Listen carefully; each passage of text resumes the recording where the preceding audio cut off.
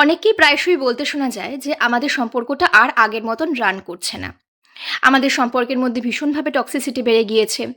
আর আগের মতন কেউ কাউকে বোঝার চেষ্টাই করে না।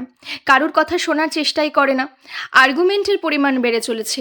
একে অপরের খারাপ জিনিসটাকে বারবার চোখে আঙুল দিয়ে দেখিয়ে দেওয়ার প্রবণতা বেড়ে চলেছে। একে অপরকে জাজ করার প্রবণতা বেড়ে চলেছে। রিলেশনশিপ শব্দটা ভীষণ ছোট হলেও এটার গুরুত্ব কিন্তু ভীষণভাবেই অপরিসীম। ধরা যাক আপনি আপনার পার্টনারের যেমন একটা খারাপ সাইড আপনি ভেবে সেখানে সেটা নিয়ে কষ্ট পাচ্ছেন, সেটা নিয়ে আপনি আর্গু করছেন।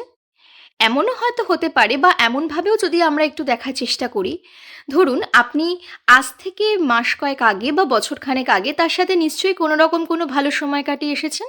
সে ভালো সময়টাকে আমরা যদি একটু পেছন দিকে গিয়ে আর একবার রিকল করার চেষ্টা করি, অথবা আমরা যদি আমাদের পার্টনারের খারাপ দিকগুলো আছে আমি জানি সেইগুলোকে একটা জায়গায় নোট রেখে তার ভালো দিকগুলোকে নিয়েও আমি যদি কোথাও গিয়ে আলোচনা করি, আমি একতরফা করার কথা বলছি না, সেটা উভয় পক্ষকেই আমি করার কথা বলছি, তাহলে কোথাও গিয়ে আমরা হয়তো দেখতে পাবো যে আমাদের প্রত্যেকের মধ্যেই যেমন খারাপটা রয়েছে তেমন কিন্তু ভালোটাও কিন্তু রয়েছে।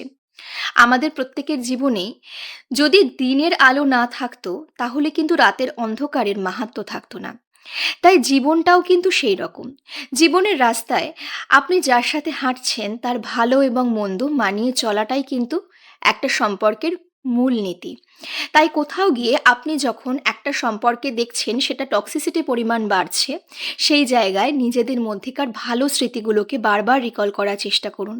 নিজেদের মধ্যেকার ভালো সময়গুলোকে যদি রিকল করতে খুব অসুবিধা হয়, তাহলে আপনাদের খুব কাছের কোনো জিনিস, যেই জিনিসগুলো একে অপরের সাথে এক্সচেঞ্জ করেছিলেন বা কোনো রকম কোনো ছবি, সেই বিষয়গুলোকে একবার করে দেখার চেষ্টা করুন। এতে করে অনেক সময় আপনার হরমোনাল কিছু চেঞ্জেস তৈরি হবে এবং তাতে করে আপনার মধ্যেকার একটা ভালো লাগা কোথাও গিয়ে তৈরি হবে, যেটা আস্তে আস্তে আপনার রিলেশনশিপের টক্সিসিটিকে কিন্তু অনেক সময় কমিয়ে আনতে সাহায্য করে।